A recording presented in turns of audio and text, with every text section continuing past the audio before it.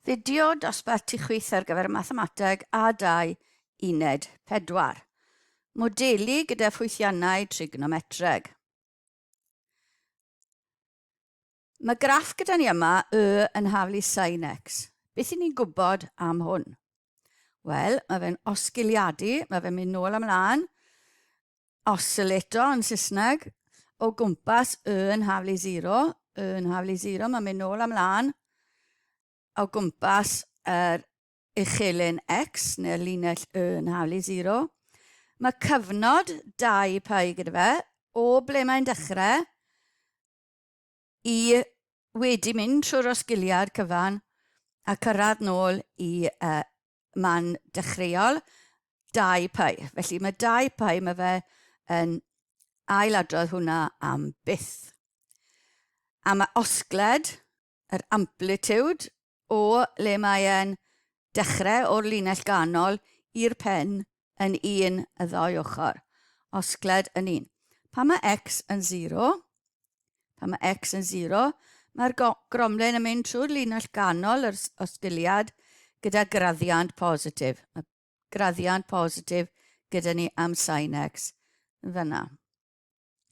Nawr ystyriwch y graff yn hafelu p plus q sin kx, lle mae p a q yn gysonion a mae k yn gysonin positif. Beth yw arwyddocad y gysonion p, q a k? Wel, os gadw ni k yn haflu 1 a q yn haflu 1 a gadlu i amrywio, gallwn ni weld beth sy'n digwydd i p, newid yn p. Felly gallwch chi'n gallu gweld nawr mae p yn newid yma, yn negatif, yn positif, a mae'n gweithio chi o gwmpas pa linell mae yr osgiliadu yn digwydd. Felly newid p yn newid y linell le mae'n osgiliadu o gwmpas.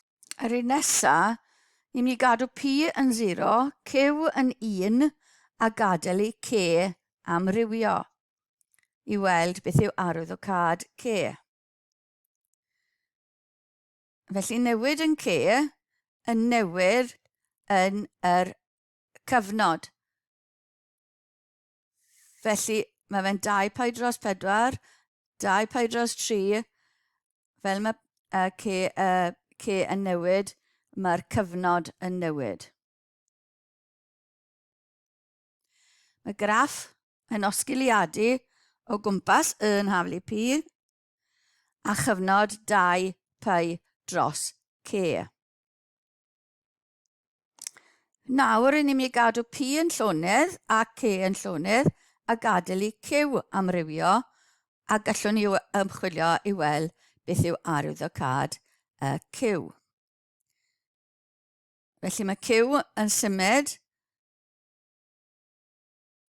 a'r osgled sy'n newid yma, pa mor bell lan a lawr mae e'n mynd.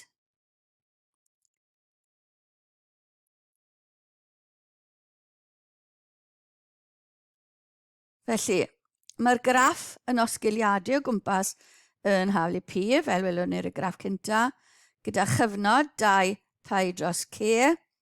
Welwn ni wedyn osgled yw modulus q. Felly, modulus y pwynt q yma. Pan mae x yn 0, mae'r gromlen yn mynd trwy'r linell ganol gyda osgiliad, yr osgiliad gyda graddiant positif os yw q yn fwy na dim a graddiant negatif os yw q yn llai na dim. Ar gyfer graff yn haflu cos x, mae'n osgiliadu o gwmpas yn haflu 0, gyda chyfnod 2 pi yr unwaith o'r blaen, so felly o'r pwynt yna i'r pwynt yna, ni'n 2 pi, a mae osgled o 1 gyda fe. Amplitude 1, o'r canol i'r pwynt ucha. Pan mae x yn 0, mae gan y gromlen bwynt maximum. Nawr, ni'n neud y 3 yma yn y fideo yma. P yn gyntaf, wedyn q, a wedyn yr C. Felly chi'n gallu gweld sut mae yr cysonion yn effeithio ar y graff. Ystyriwch y gromlen Y yn haflu P plus Q cos Kx, lle mae P a Q yn cysonion a K yn cysonin positif. Felly, P yn amrywio i ddechrau, so ni'n symud y linell i fyny ac i lawr, mae fe yn amrywio o gwmpas yr linell Y yn haflu P.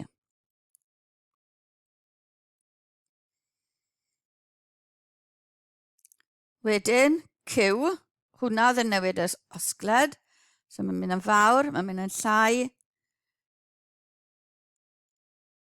a mae fe'n mynd yn y ffordd arall, a ni'n goffo cymryd y positif yr Q i gael maint yr osgled. Wedyn newid y C sydd tu fewn y bracet, a fel ni'n newid y C, mae'r cyfnod yn newid. Faint o osgliadau sydd gyda ni ym mhob grŵp, ym mhob uned ar draws. Felly, mae'r graff Y yn haflu P plus Q cos Kx yn osgliadu o gwmpas Y yn haflu P, gyda chyfnod 2 pi dros K eto, gyda osgled modulus Q, a pan mae X yn haflu 0, mae gan y gromlen pwynt maximum os oedd Q yn minimum, os oedd Q yn fwy na 0, a minimum oedd yn mynd o dan y linell os oedd Q yn negatif. Felly dyna'r gwybodaeth am sin a cos. Nawr edrychwn ni ar rhai enghreifftiau sy'n defnyddio osgiliadau. Enghraifft 1. Mae mas 1 kg yn hongian ar waelod spring sydd wedi gysylltu i'r nenfwd. Mae'r system yn osgiliadu fel ar amser T mae gwylod y mas Y metr islaw yn nenfwd. Mae'r diagram a gafwyd o synhwyrydd mudiant yn dangos y berthynas rhwng Y a T. Darganfyddwch hafaliad sy'n gysylltu Y a T. Mae beth i ni'n gwybod? Pan mae T yn 0, mae'r gromlen a'r pwynt canolog gyda graddiant positif. Felly, Y, Q yn mynd i fod yn positif. A'r gwerth canolog, wel naill ni'n mynd o'r graff, ni'n cymryd y ddoi pen, felly'r 2 ar 0.8 a cymeryd cyfartaleg y ddau yna, a ni'n cael 1.4. Felly gwerth canolig yw 1.4. Felly mae P yn 1.4. Mae'n osgliadu o gwmpas y linell Y yn haflu 1.4. Yr osgled yw faint mae yn mynd lan neu lawr o'r pwynt canolog. Felly 2 tynnu 1.4 a ni'n cael 0.6. Felly mae Q yn 0.6. Wedyn ni, y cyfnod o'r pwynt lle mae fe'n dechrau mynd lan, nôl lawr a nôl lan, mae hwnna yn 2.5. Strychwch chi o'r graff. So mae'r cyfnod yn 2.5. Hwna'n haflu 2 pi dros K. Felly mae K yn haflu llosud y K a rannu dy 2.5. A ni'n cael K yn haflu 4 pi dros 5. Felly yn hafaliad ni, yn mynd i fod yn Y, yn haflu P sy'n 1.4, plus Q sy'n 0.6, sin K sy'n 4 pi dros 5, lluosi T. Enghraifft 2. Mae'r diagram yn dangos y berthynas rhwng y nifer disgwyliedig o funudau o olau yng Nghaerdydd, T, a'r ddiwrnod sy'n T diwrnod wedi Rhagfyr 21-2020. Darganfyddwch hafaliad sy'n gysylltu T fach a T fawr, a sawl diwrnod yn 2021 mae'r model yma yn rhagfynegu bydd mwy na 14 awr o olau dydd. Felly, beth i ni'n gwybod? Mae'r osgliadau yn dechrau ar safle minimum. Felly mae'n graff ni'n mynd i fod yn un o'r cos, a mae cos yn mynd i fod yn negatif. Gweithio mas y pellter rhwng y ddau pigyn, a ni'n cael 7, 3, 4. Felly canol yr osgiliadu yw y linell T yn haflu 7, 3, 4. Yma rhywle. Osgiliadau o gwmpas y linell yna. Felly mae P yn haflu 7, 3, 4. Yr osgled yw'r pellter o'r canol i un o'r pennau, felly 9, 9, 8, tynnu y canol, a ni'n cael 2, 6, 4. Felly Q yn mynd i fod yn, ni wedi dweud bod e'n negatif achos ni a pwynt minimum. Q yn mynd i fod minus 2, 6, 4. Y cyfnod o un pwynt i pwynt gwylod nesaf, a mae e'n 3, 6, 5 ish. Felly mae'r cyfnod yn 2 pi dros k, felly mae k yn dod yn tua 0.0172. Felly yn hyfaliad ni yw P minus 734 minus 264 cos 0.0172 T.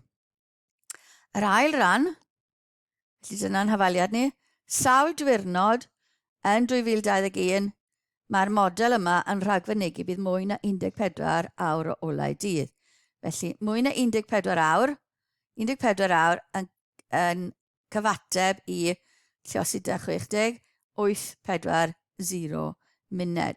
Felly ni mewn yma 840, felly ni rhwng y ddau yna i gael fwy na 14 awr.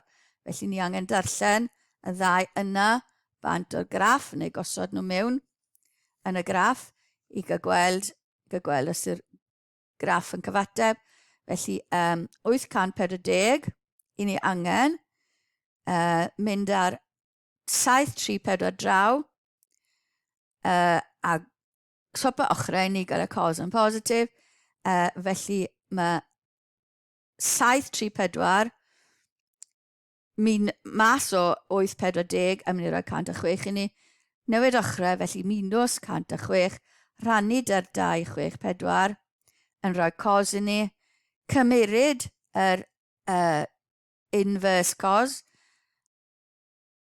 Felly ni'n cael bod ni a 1.983. Ni mewn radiannau, achos ni ddim yn defnyddio onglau man hyn, felly mae rhaid defnyddio radiannau. Gallach chi wneud yr ail un yn yr pedwerydd pedrand, felly 2 pi tynnu hwnna hefyd i gael yr ail bwynt. Felly mae hwnna yn rhoi 1.983 rhannu 0.0172 yn rhoi 115 i ni, neu mae'r graff cyfnod 365 a mae'n gymesurol o gwmpas T yn hafelu 182.5 yma. Felly ni'n gallu adio hanner y gap yna a ni'n cael 250 hefyd yn ddatrysiad. Neu gallech chi fod i wneud yr ail y pedwerydd pedran, felly 2 pi tynnu hwnna i gael a wedyn rannu 0.0172 i gael 250. Felly rhwng T yn 115 a T yn 250, na'n ddau gwerth ni, 115 a 250, arno fe fanna, a ni'n cael yr amser. Mae'r model yn rhagfynegu tua 135 diwrnod yn ystod y flwyddyn gyda mwy na 14 awr o olau dydd. Enghraifft 3. Darganfyddwch hyfaliad sy'n cysylltu'r newidynau X ac Y sydd yn cael ei ddangos yn y graff. Felly, beth ni'n gweld yma? Osgliad gyda isafbwynt yn x yn haflu 0, felly mae fe'n cos, gyda q yn negatif. Yr pellter rhwng y ddau pigyn yw -5 a 37, hanner hwnna, a ni'n cael 16. Felly ni'n osgliadu o gwmpas y pwynt P yn haflu 16, felly P yn 16 yn y graff. Q yw hanner y pellter o'r canol i'r pen, felly 37 tyn 16 yn rhoi 21 i ni. Felly Q yn mynd i fod negatif, achos pwynt minimum gyda ni 21. Felly'r cyfnod rhwng un pigyn a'r llall, felly rhwng 0 a 24 yw'r cyfnod sy'n 2 pi dros k, felly mae k yn mynd i fod yn 2 pi dros 24 sy'n rhoi pi dros 12. Yn hafaliad ni yw 16 minus 21 cos pi dros 12 x. B. Mae graff newydd yma yn dangos tymheredd theta gradd Celsius yn yr anialwch, a sut mae'n amrywio gydag amser t, lle mae t'n cael ei fesur mewn oriau o ganol nos. Darganfyddwch yr hafaliad sy'n cysylltu theta a t. Wel, sylwch bydd y trawsfudiad o 4,0 yn symud y gromlen gyntaf i'r ail gromlen. Felly, yr un graff sydd gyda ni, o'n i'n symud e ar draws 4 uned.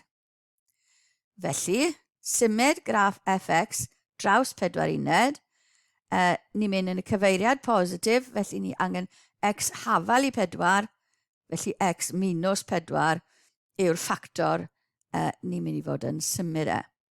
Felly mae gan y graff newydd yr hafaliad 16 theta nawr, achos theta sydd gyda ni, yn haflu 16 minus 21 cos pi dros 12 a t minus 4. Ni'n llulliosi tu fewn y cos na i gael pi dros 12 te minus pi dros 3. A dyna ddiwedd y fideo yna i roi blas i chi ar modeli gyda ffwythiannau trig.